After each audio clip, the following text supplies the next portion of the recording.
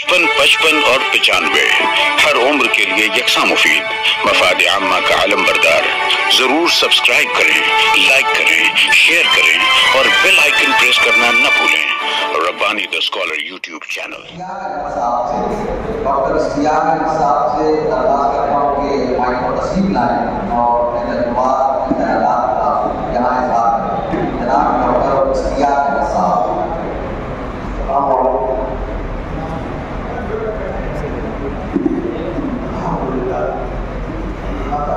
के बाद आप सभी और दूसरी तरफ से मालेगांव का एडमिन साहब मफी हसन साहब और मुबैद खुदा साहब जो मेरे उनके साथ ही है और आप सभी की मैं दूसरी तरफ से शुक्रिया अदा करता हूँ कि आप लोगों ने हमें यहाँ बुला कर जो है इज्जत दर्शी हमारी अवस्था तय करवाई। वरना आज एक कभी बात है कि खासतौर से हमारे समाज में एक रिवायत है, इसको कहा भी जाता है, लिखा भी जाता है कि हम उल्टा फर्ज है। लेकिन कई सालों से हम आप लोग नोट कर रहे हैं और ये आप लोगों का मतलब मालेगांव का बहुत खासा रहा है कि शहर में होने वाला कोई भी एक अच्छा काम, चाहे वो दुनिया तालिब इल्म करे या कोई बुजुर्ग शख्सियत करे, मालेगांव वाला उनके दरवाजे पर पहुंचकर अव्वली नंबर पर जो है उनको मुबारकबादी देती है और हौसला अफजाई करती है। ये मालेगांव क्लब के मेंबरान के जिंदा होने की अलामत है। मैं आज इस जज्बे को सलाम करता हूँ। जैसे कि हमारे दोस्त एडमिन साहब जनाब मुबैद खुदा साहब का हुक्म था कि मैं पीएचडी के बारे में जो है कुछ बुनियादी बातें जो है किस तरीके से होता है, कौन से क्या है, उसका प्रोसेस किस तरीके से चलता है, उसके बारे में मैं जो बुनियादी बातें यहाँ पर पेश करूँ। तो मैं हुक्मों की तामील वजह करते हुए यहाँ से हमारे डॉक्टर साहिब ने ये बात खत्म की है, मैं वहीं से चालू करना चाहूँगा कि पीएचडी मतलब रिसर्च और रिसर्च मतलब रिसर्च मतलब दोबारा सर्च करो। एक सर्च की हुई चीज को दोबारा से सर्च करना रिसर्च नहीं होती, रिसर्च बार बार सर्च करना। तो एक चीज को जिस तरीके से साहिब ने कहा कि अभी तो ये शुरुआत, तो उसको मैं एक्सप्लेन करना चाहूँगा कि शुरुआत का मतलब क्या है। शुरुआत का मतलब ये कि उस चीज पर अब काम होता रहेगा, वो खुद और नए आने वाले जो रिसर्चर्स हैं उसके ऊपर काम करते रहेंगे, उस थीम को फॉलो करके जो है उसके ऊपर नई नई चीजें जो है दरियाफ्त करते रहेंगे। ये जो रिसर्च का काम पीएचडी को हम लोग आम तौर में कहते हैं, इसका फुल फॉर्म है डॉक्टर ऑफ फिलॉसफी। इसके लिए जो है और हमारे लोगों को कम अवेयरनेस है। इस तरीके से ग्रेजुएशन और पोस्ट ग्रेजुएशन तक तो सभी को पता है कि कॉलेज में बाकायदा तौर से एडमिशन लिया जाता है, एग्जाम होता है और प्रोसेस कंप्लीट होता है। लेकिन जो पीएचडी का वर्क है, पीएचडी का जो डिग्री है, उसका प्रोसेस थोड़ा सा डिफरेंट इस मानों में है कि ये जो है एक पर्टिकुलर टीचर के अंदर एक स्पेशल एक स्टूडेंट रजिस्टर होता है। जो टीचर होता है उसको गाइड कहा जाता है और जो स्टूडेंट होता है उसको स्कॉलर कहा जाता है। और ये एडमिशन जो प्रोसेस चालू होता है, सबसे पहले यूनिवर्सिटी जो है, यूनिवर्सिटी लेवल का पेड पीएचडी एंट्रेंस टेस्ट का इनेकार किया जाता है। जो पीएचडी एस्पिरेंट्स कैंडिडेट होते हैं वो पेड क्लियर करते हैं, उस एग्जाम क्लियर करने के बाद जो है यूनिवर्सिटी की एक्सपर्ट कमेटी इंटरव्यू कंडक्ट करती है। जैसे सारे नहीं करने का 4 बार उन्होंने इंटरव्यू किया और उसके बाद उनका सिलेक्शन हुआ। तो इस तरीके से आप समझ सकते हैं कि वो प्रोसेस कितना हार्ड होगा।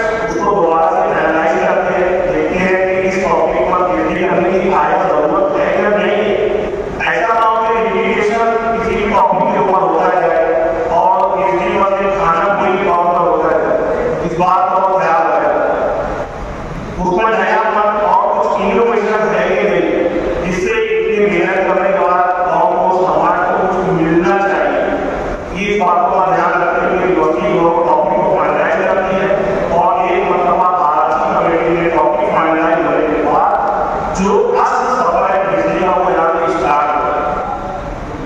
पीएचडी मुकम्मल करने के लिए तो कम से कम मुद्दत है वो 3 साल होती है, जिसमें हर 6 महीने के ऊपर जो है प्रोग्रेस रिपोर्ट जो है हमने कितना काम किया, क्या क्या काम किया, हमारी क्या सरगर्मी एक्टिविटी रही है वो लिस्ट करना होता है।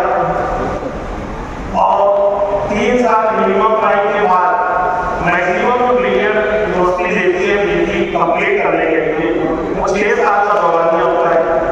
हाँ, कुछ स्पेशल केसेस को 8 साल भी दिया जा सकता है, जैसे कि अभी कोविड का टाइम आया तो 2 साल कोविड में चले तो सभी स्टूडेंट्स को ऑटोमेटिकली 2 साल के लिए प्रमोट कर दिया गया। तो इस दौरान जो स्टूडेंट थे उनको 8 साल का पीरियड मिला।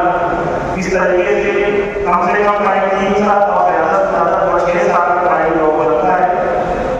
इस मतलब रिसर्च रिपोर्ट कंप्लीट होने के बाद एक सिनॉप्सिस रिपोर्ट मतलब रिसर्च की जो रिपोर्ट हुई है उसका एक समराइज पार्ट, उसमें हमने रिसर्च में क्या फाइंड आउट किया उसका एक प्राइमरी खाता है जो है वो सिनॉप्सिस के फॉर्म में यूनिवर्सिटी में सबमिट करना होता है और उसके 6 महीने के बाद जो है हमारी फाइनल जो थीसिस होती है, फाइनल थीसिस की जो आउटपुट है वो बुक के शक्ल में जो यूनिवर्सिटी में सबमिट किया जाता है और उससे पहले उसको एक एंटी प्लेगरिज्म सॉफ्टवेयर के जरिए से चेक किया जाता है। ये अभी नए जो पीएचडी रूल्स है 2009 के बाद ये चीजें एप्लीकेबल, 2009 से पहले की जो पीएचडी थीसिस हुआ करती थी उसमें ये प्लेगरिज्म के सॉफ्टवेयर से चेकिंग नहीं की जाती। ये प्लेगरिज्म सॉफ्टवेयर क्या है?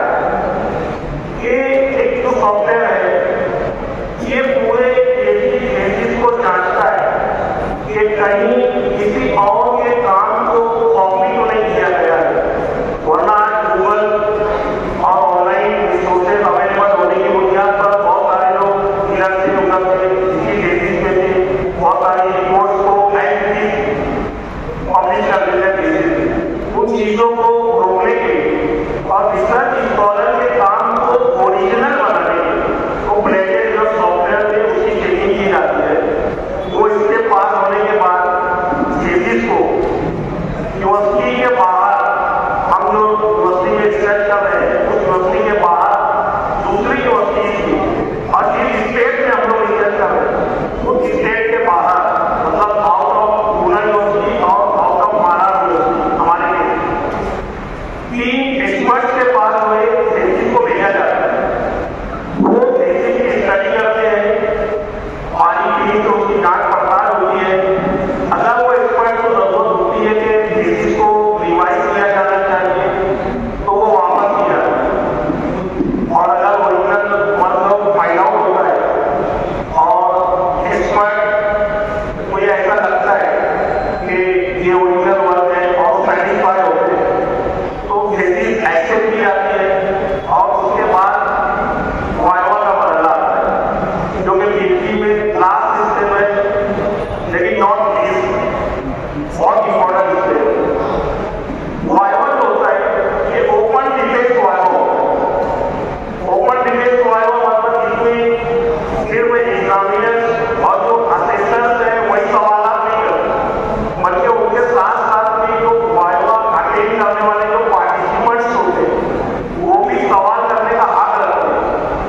थीसिस के ऊपर रिसर्चर से अलग अलग सवाल थीसिस के ऊपर रख सकते हैं और जो है वहाँ पर जो अपनी थीसिस को अपने रिसर्च वर्क को डिफेंड करना होता है। इसको ओपन डिबेट वाइवा कहा जाता है। वो मरहला क्लियर होने के बाद जो है फॉरेन जो है डीसी की तरफ से जो है डॉक्टरेट अवार्ड होने का जो है अनाउंसमेंट किया जाता है। इस तरीके से पीएचडी की जो थीसिस है और रिसर्च वर्क जो कंप्लीट होता है। मेरा जो अवार्ड है जून में सावित्रीबाई फुले पुणे यूनिवर्सिटी की तरफ से अनाउंस हुआ। इस काम में मैंने बहुत मुख्तसर में पूरे प्रोसेस को बताने की कोशिश की है, लेकिन ये जो जानते हैं जो इस वायरस से गुजरे हैं वो जानते हैं कि कितना दुश्वार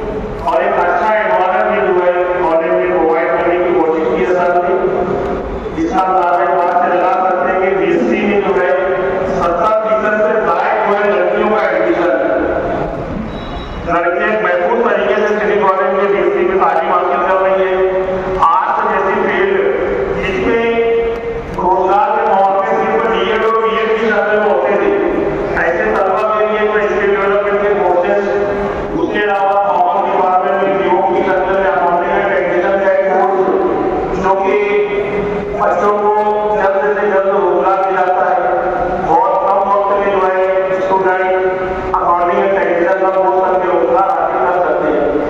ऐसे कोर्सेज लाकर जो है शहर के लिए बड़ा काम कर रहे हैं और मुझे फख्र है कि मैं उस एक टीम का हिस्सा हूँ। तो मैं कॉलेज के प्रिंसिपल और हमारे सभी साहब इमरान का इस मौके पर मैं बहुत शुक्रिया अदा करना चाहूँगा कि उनकी मदद और उनकी रहनुमाई के बगैर ये काम कंप्लीट नहीं हो सकता था। उसके अलावा मैं टीचर का भी शुक्रिया अदा करना चाहता हूँ और मालेगांव शहर के वो तमाम बुनकर मजदूर और पावर इंडस्ट्री में काम करने वाले हजरात और यहाँ से लेकर गवर्नमेंट नागपुर तक के जो ऑफिसर्स हैं सभी का शुक्रिया अदा करना चाहूँगा। और आखिर में आप सब लोगों का भी दोबारा से शुक्रिया कि आप लोगों ने मेरी बातों को बहुत संभाल किया और हमारे प्लेटफॉर्म पर जो कि मालेगांव का एक नुमाइंदा प्लेटफॉर्म है यहाँ पर मदद किया और मतदाई फरमाई। बहुत बहुत शुक्रिया। और 95 हर उम्र के लिए यकसा मुफीद मफाद आम्मा का आलम बरदार। जरूर सब्सक्राइब करें, लाइक करें, शेयर करें और बेल आइकन प्रेस करना न भूलें। Rabbani the scholar YouTube channel. Rabbani the scholar YouTube channel इल्मी, अदबी, दीनी, मिल्ली, समाजी, सकाफती, तहजीबी, फलाही, तिब्बी, फन्नी, माशी, तिजारती, माशरती, इंतजामी, इनकलाबी, तहरीकी, तहकीकी, तकनीकी, तफ्तीशी, तामीरी, तालीमी व मालूमाती यूट्यूब चैनल जरूर सब्सक्राइब करें, लाइक करें, शेयर करें और बेल आइकन प्रेस करें। Rabbani the scholar YouTube channel.